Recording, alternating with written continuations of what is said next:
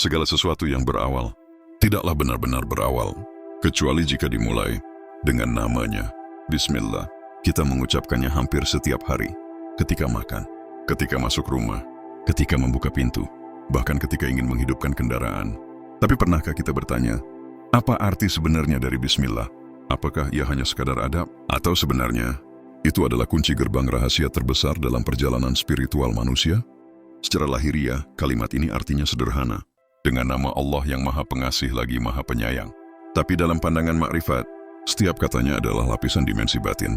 Seorang arif berkata, barang siapa mengetahui makna Bismillah yang hakiki, maka ia telah membuka pintu langit dan bumi dengan satu kunci yang tersembunyi. Bismillah adalah pengakuan bahwa bukan aku yang memulai, bahwa tidak ada satu gerakan, satu niat, satu langkah, kecuali jika itu berasal dari Dia. Dan untuk Dia, ini bukan sekadar permulaan teknis, tapi kesadaran bahwa segala perbuatan adalah perwakilan kehendak-Nya. Para sufi mengingatkan, jika engkau memulai sesuatu dengan dirimu, maka engkau sendiri yang akan memikul akibatnya. Tapi jika engkau mulai dengan namanya, maka Dia yang akan menyempurnakannya. Dalam Bismillah ada 3 nama suci, Allah, Ar-Rahman, dan Ar-Rahim. Nama Allah adalah pusat segala nama. Ar-Rahman, kasih untuk semua makhluk. Ar-Rahim, kasih khusus bagi mereka yang kembali. Tapi mengapa hanya 3 yang disebut?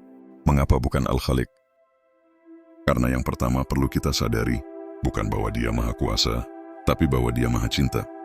Seorang murid bertanya pada mursyidnya, "Guru, aku sudah hafal banyak doa dan zikir, tapi mengapa hatiku masih gelisah?" Sang mursyid menjawab lembut, "Kau memulai doa dengan hafalan, bukan dengan hati." Murid itu terdiam. "Ulangi doamu, tapi mulai dari Bismillah. Ucapkan perlahan, rasakan, dan bayangkan siapa yang kau sebut." Sejak saat itu, si murid tak pernah lagi berkata Bismillah dengan tergesa. Ada pertanyaan yang sering membuat guncang. Ketika aku mengucap Bismillah, siapa yang sedang aku sebut? Dan lebih jauh, siapa yang sebenarnya sedang mengucapkan kata itu? Diri ini? Atau justru dia sedang menyebut dirinya lewat lisanku? Dalam makrifat, kata bukan hanya suara, tapi pantulan cahaya kesadaran. Maka Bismillah bukan hanya awal perbuatan. Ia adalah cermin siapa dirimu sebenarnya. Dan banyak dari kita belum pernah benar-benar memandang ke dalamnya. Bismillah bukan hanya kata pembuka. Ia adalah kesaksian bahwa hidup ini, langkah ini, bahkan hembusan napas ini bukan milikku, tapi miliknya. Maka sebelum kita lanjut pada bab-bab berikutnya, tanyakan pada diri sendiri, sudahkah aku mengucap Bismillah dengan seluruh kesadaranku?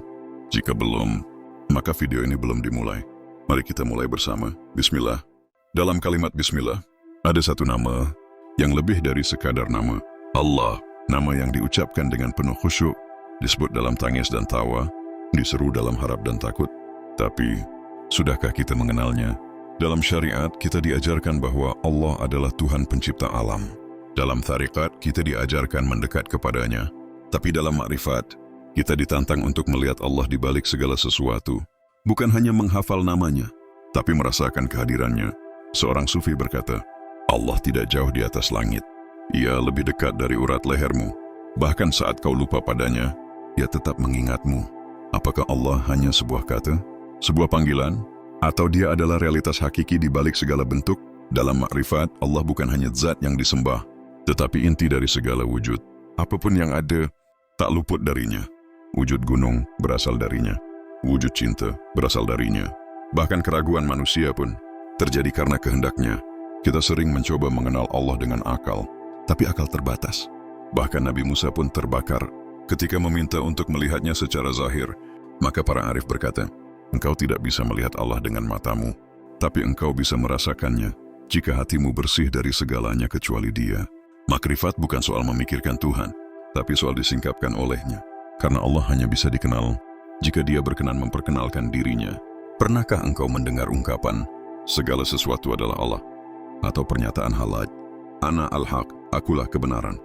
Kalimat yang membuat para ulama marah, tapi membuat para pencari makrifat menangis. Mereka bukan sedang menyamakan ciptaan dengan pencipta, tapi sedang menunjuk pada satu realitas wujud yang berada di balik semua yang tampak.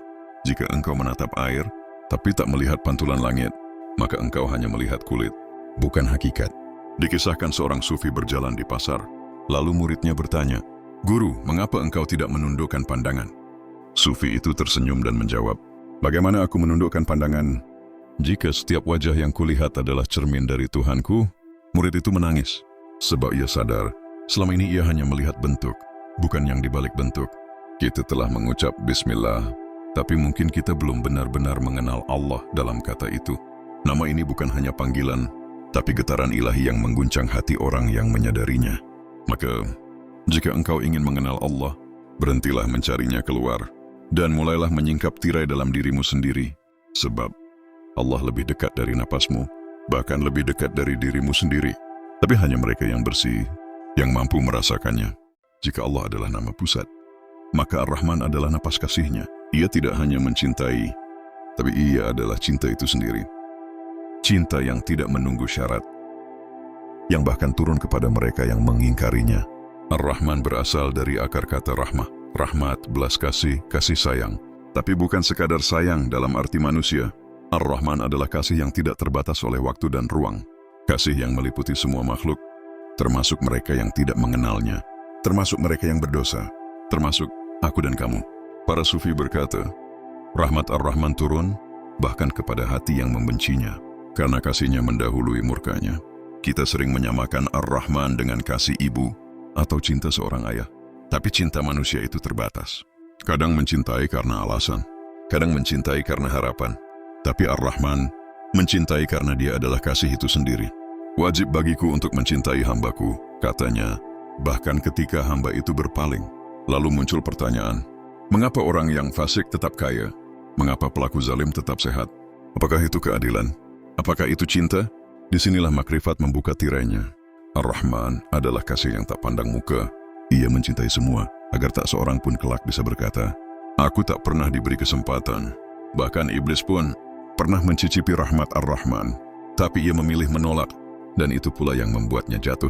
Seorang wali pernah bermunajat, ya Allah, mengapa engkau biarkan si pencuri itu hidup dalam kemewahan? Lalu malam itu ia bermimpi. Malaikat berkata, kami sedang menunggu ia sadar, agar kami bisa mengangkatnya lebih tinggi dari para ahli ibadah yang sombong. Sang wali menangis, sebab ia tahu bahwa kasih Ar-Rahman melihat potensi, bukan riwayat. Ar-Rahman bukan hanya nama yang kita ucapkan, tapi sifat yang harus kita teladani. Jika Allah Maha Pengasih, mengapa kita terlalu cepat menghakimi? Jika Allah memberi waktu kepada orang yang salah, mengapa kita memutus tali silaturahmi karena kesalahan kecil? Kita mengaku mengikuti Tuhan, tapi hati kita masih keras. Ketika engkau mengucap Bismillahirrahmanirrahim, engkau sedang memanggil satu sifat yang luar biasa agung. Cinta yang tidak mengenal alasan. Maka jika kita ingin mendekat kepadanya, bukalah hati untuk mencintai sesama. Kasihi bahkan yang berbeda. Kasihi bahkan yang membenci. Sebab kasih sejati bukan tentang siapa yang pantas, tapi tentang siapa yang tetap bertahan untuk mencintai, meski tak dibalas. Jika Ar-Rahman adalah kasih yang meliputi semua, maka Ar-Rahim adalah kasih yang memanggil kembali, memanggil pulang kepada asal kita, kepada Tuhan kita. Ia tidak hanya memberi, ia menanti. Ar-Rahman adalah kasih universal untuk semua makhluk tanpa syarat. Ar-Rahim adalah kasih khusus, kasih yang hanya diberikan kepada mereka yang mau menjawab panggilannya. Ar-Rahim bukan untuk mereka yang sekadar hidup, tapi untuk mereka yang mau pulang. Inilah kasih yang lembut, tapi penuh pengaruh. Kasih yang tidak memaksa, tapi menggetarkan hati. Dalam pandangan ma'rifat, Ar-Rahim adalah rahmat yang turun ke dalam hati. Jika Ar-Rahman terlihat pada alam dan dunia, maka Ar-Rahim hanya bisa dirasa dalam keheningan batin. Ia seperti suara halus yang berkata, wahai jiwa yang tenang, kembalilah kepada Tuhanmu. Banyak yang mengira Tuhan hanya memberi kasih jika kita taat. Tapi Ar-Rahim tak bekerja seperti itu. Ia tidak menunggu kita suci. Ia justru datang ketika kita jatuh, bukan untuk menghukum, tapi untuk mengulurkan tangan. Sebab hakikatnya, kita diciptakan bukan untuk disiksa, tapi untuk dipanggil pulang. Seorang lelaki tua hidup dalam dosa selama 70 tahun. Tak pernah ia sujud, tak pernah ia bersyukur. Tapi setiap malam sebelum tidur, ia berbisik, jika engkau masih mencintaiku, maka jangan biarkan aku mati dalam hina. Ia meninggal dalam keadaan sujud, di malam yang tidak ia duga. Sebab Ar-Rahim tidak mencari amal banyak, tapi hati yang masih mau kembali. Jika Ar-Rahim begitu lembut, mengapa banyak manusia tak pernah merasa disapa? Jawabannya, karena kita terlalu bising di dalam, terlalu sibuk mengejar dunia, terlalu ramai menilai orang lain, sampai-sampai suara panggilannya tak terdengar lagi. Padahal, Ar-Rahim bukan datang lewat mimpi atau mukjizat, tapi lewat detak hati yang pelan. Saat kau ucapkan Bismillahirrahmanirrahim, engkau sedang membuka pintu kepada dua bentuk cinta, yang menyelimuti dunia dan yang menggetarkan batin. Ar-Rahim bukan sekadar nama, ia adalah rasa rindu Tuhan kepada hambanya. Maka jika hatimu terasa hampa, itu bukan kutukan, itu adalah panggilan lembut. Kembalilah, aku masih di sini. Satu huruf, satu titik, yang melahirkan lautan makna. Bismillah dimulai dengan huruf ba, tapi mengapa bukan alif? Mengapa bukan huruf yang tinggi? Mengapa justru huruf yang merendah ke bawah? Seolah ingin berkata, beginilah awal segalanya, dari rendah hati, dari keheningan, dari titik. Huruf ba adalah huruf kedua dalam abjad Arab, tapi dalam Bismillah, ia ditempatkan paling awal. Para ulama dan sufi tidak menganggap itu kebetulan. Huruf ba melambangkan permulaan yang tersembunyi. Ia tidak bersuara keras, tidak menggelegar. Ia datang dengan bisikan, layaknya cinta ilahi, yang tidak memaksa, tapi meresap. Pernahkah kau sadari? Huruf ba membawa titik di bawahnya. Dalam ilmu makrifat, titik itu adalah permulaan semua makhluk. Dari titik itulah muncul garis, dari garis muncul huruf, dari huruf muncul kata, dari kata muncullah kehidupan. Ibnu Arabi menyebutnya sebagai sir, rahasia ilahi yang tersembunyi.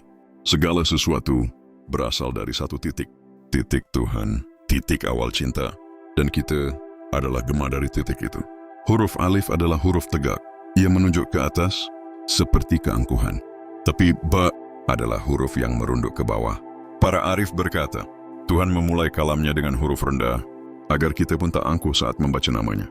Artinya jelas, ilmu yang hakiki hanya turun pada hati yang merendah. Seorang murid bertanya pada gurunya, mengapa titik pada huruf ba ada di bawah, bukan di atas?